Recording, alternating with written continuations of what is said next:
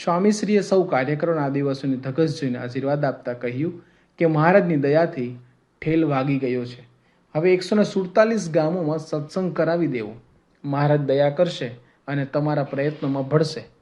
ભોજન બાદ વનવાસી પરિષદના હોદ્દેદારોને મળીને ટીવીમાંથી આવેલા કેમેરામેનને ઇન્ટરવ્યૂ આપતા સ્વામીશ્રીએ આદિવાસી કલ્યાણ પ્રવૃત્તિ ઉપર વિશેષ પ્રકાશ પાડ્યો. મુખ્યમંત્રી નરેન્દ્રભાઈ મોદીના મોટાભાઈ સોમભાઈ મોદી પણ સામાજિક પ્રવૃત્તિઓ કરી રહ્યા છે. તેઓ કહ્યું કે આ વિસ્તારના આદિવાસી પંથકમાં હું પહેલાં પણ આવેલો છું, પરંતુ આપનો સત્સંગ થયા પછી આદિવાસીઓમાં જે પરિવર્તન મેં નોંધ્યું છે એની પ્રેરણાને લીધે જ આજે હું સંમેલનમાં આવ્યો છું. સાંજે જૈન દેરાસરના ટ્રસ્ટીઓને આશીર્વાદ આપીને સ્વામીશ્રીએ 1200 વર્ષ જૂના દેરાસરમાં શાંતિનાથ ભગવાનના દર્શન કર્યા અને અહીંથી 6:15 વાગે ખેડ બ્રહ્મા પધાર્યા. આજે મહાસુદ પૂર્ણિમા હતી. ખેડ બ્રહ્મામાં પૂર્ણિમાનો ખૂબ જ મહિમા છે અને આ દિવસે 1500થી વધારે હરિભક્તો દર પૂનમે ભેગા થાય છે. આજે આ સૌ પૂનમિયા ભક્તો અને મુમુક્ષોની ભાવનાની પૂર્તિ માટે સ્વામીશ્રી ખેડ બ્રહ્માને ખાસ લાભ આવ્યો હતો. 5 વર્ષ પછી સ્વામીશ્રી ખેડ બ્રહ્મા પધારી રહ્યા હતા, એટલે સ્વામીશ્રીની આ અનહદ કૃપાથી સૌ કૃતકૃત્ય હતા. ખેડ બ્રહ્મા મંદિરના પરિસરમાં ઓફિસ વગેરેના નવા બાંધકામ અને લેન્ડસ્કેપિંગ વડે પ્રાંગણને સુંદર બનાવી દેવામાં આવ્યું હતું. મંદિરના પગથિયાને પુષ્પની બિછાત વડે અને મંદિરના હોલને પુષ્પની રંગોળી અને વચ્ચે જલતી મીણબત્તી વડે શણગારવામાં આવ્યા હતા. આરતી ઉતારીને દંડવત કર્યા પછી સ્વામીશ્રી સભામાં પધાર્યા. વિવેક સાગર સ્વામીના પ્રવચન પછી મુખ્ય હરિભક્તોએ સ્વામીશ્રીનું સન્માન કર્યું. સૌ ઉપર આશીર્વાદ વર્ષાવતા સ્વામીશ્રીએ કહ્યું કે આજે પૂનમનો દિવસ છે. ઠાકોરજીના દર્શન થયા, આપ સૌના દર્શન થયા. આપ ભક્તો દર પૂનમે આ કરો છે એ ધન્યવાદ છે. સંતો પણ બળ્યા છે, બધાને કથા વાર્તા કરી અંતઃકરણ સાફ કરાવે છે અને સદગુણ બનાવી ભગવાનની સેવામાં મૂકે છે. તો આપણે શુદ્ધ થઈ ભગવાનની સેવામાં પહોંચી જઈએ એવું બળ, એવી નિષ્ઠા, એવી ભાવના સર્વને થાય એ જ પ્રાર્થના. અહીંથી સૌની ભાવભીની વિદાય લઈને સ્વામીશ્રી પુનઃ હિંમતનગર મંદિરે પધાર્યા. અહીં આજે અમદાવાદથી આવેલા સંતોએ સભામાં કીર્તન આરાધનાનો લાભ આપ્યો હતો. તારીખ 25 ફેબ્રુઆરી 2005ના રોજ સંધ્યા સત્સંગ સભામાં વિવેક સાગર સ્વામીના કથામૃત પછી પ્રોફેસર શૈલત લિખિત ડાયરેક્ટર નામક સંવાદ રજૂ કરવામાં આવ્યો.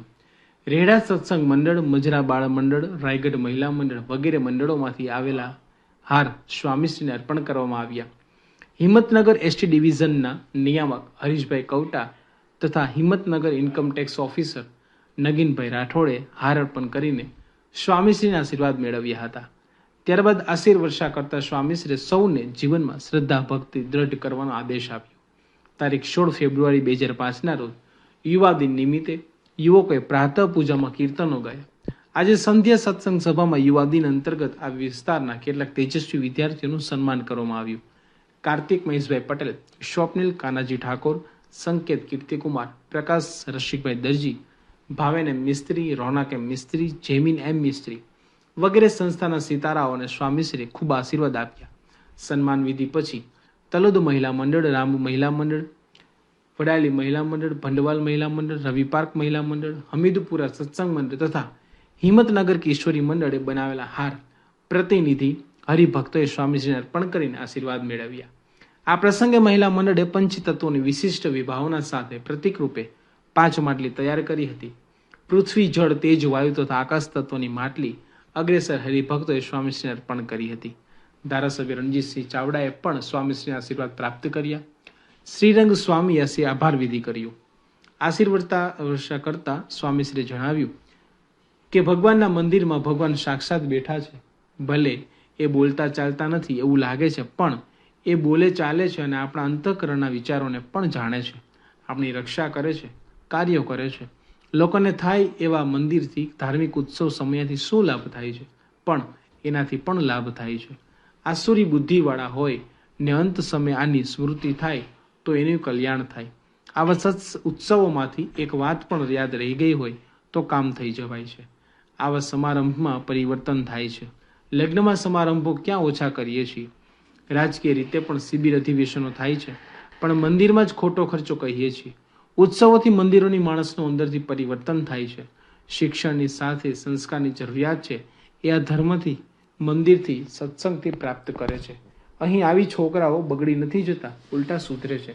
સમાજમાં દવાખાના, કોલેજોની જરૂર છે એ મંદિરોની પણ જરૂર છે. આજે સ્વામીશ્રીના નિવાસનો છેલ્લો દિવસ હોવાથી ખૂબ મોટી સંખ્યામાં હરિભક્તો ભાવિકો ઉપસ્થિત હતા. હિંમતનગરમાં યોજાયેલી લોક અદાલત નિમિત્તે ગુજરાત હાઈકોર્ટના જસ્ટિસ દવે, ડિસ્ટ્રિક્ટ જજ શાહ, જોઈન્ટ ડિસ્ટ્રિક્ટ જજ ચૌધરી અને ભટ્ટ સાહેબ વગેરે ન્યાયાધીશો આજે ખાસ સ્વામીશ્રીના દર્શને આવ્યા હતા. સૌએ સ્વામીશ્રીના આશીર્વાદ પ્રાપ્ત કર્યા હતા. અત્યારે 312 ગામમાં વહેતી સત્સંગ સરિતાના મહાપટના ઉદ્ભવમાં સ્વામીશ્રીનો ભગીરથ પુરુષાર્થ રહ્યો છે. ભર ઉનાળાના રેતના વાવાઝની વચ્ચે દેહની પરવા કર્યા વગર સ્વામીશ્રીની અવિરત વિચાર્યા છે. આ વિસ્તારના કુલ 99 ગામોમાં સ્વામીશ્રીએ જાતે જઈને પધરામણીઓ કરી છે. ક્યાંક તો મોઢામાં રેતી ભરાઈ જાય એવા ભયંકર વાવાઝોડામાં પણ પારાયણો કરી છે. એવા સ્થળોએ રાત પણ વિતાવી છે. એવી પરિસ્થિતિમાં પધરામણીઓ પણ કરી છે. નાનામાં નાના ભક્તના મનોરથ પૂર્ણ કરવા માટે માઇલો સુધી સ્વામીશ્રી પહોંચ્યા છે. ક્યાંક તો વળી થાક્યા પાક્યા પધરામણીઓ કરીને આવ્યા પછી માંડ અડધો કલાકની ઊંઘ મળી હોય ને માટલું ફાટ્યું હોય ને એમાં પથારી તરબોળ બની ગઈ હોય એવું પણ બન્યું છે. ક્યાંક તો વળી એક ગામથી બીજે ગામ જવામાં મોડું થયું હોય અને જે તે ગામના હરિભક્તોએ નગર યાત્રા કરી દીધી હોય, સાથેના સંતોએ ના પાડી હોય, એ વખતે ભર ઉનાળે થનગનતા રાહ જોઈને ઉભેલા હરિભક્તના માથા ઉપર હાથ મુકાવીને સ્વામીશ્રીએ તેઓની લાગણી સમજવી હોય એ વાત પણ આ વિસ્તારમાં જ બની છે. પ્રબળ પુરુષાર્થના સિંચન વડે ઉગી નીકળેલા આ સત્સંગ સમુદાયને પુનઃ સંવર્ધિત કરીને સ્વામીએ અહીંની વિદાય લીધી. સાબરકાંઠા વિસ્તારમાં ફરી રહેલા 5 સંતો શ્રી રંગ સ્વામી, અમૃતનયન સ્વામી, ધર્મવિનય સ્વામી, નૈષ્ઠિક જીવન સ્વામી તથા ધર્મસાગર સ્વામી, અગ્રેસર કાર્યકરો તથા આબાલવૃદ્ધો અનેક સ્વયંસેવકોના ભક્તિભર્યા પુરુષાર્થથી ખૂબ સુંદર કાર્યક્રમો યોજાઈ ગયા. સૌ પર પ્રસન્નતા વર્ષાવીને સ્વામીશ્રી ખેરાલુ પધાર્યા હતા.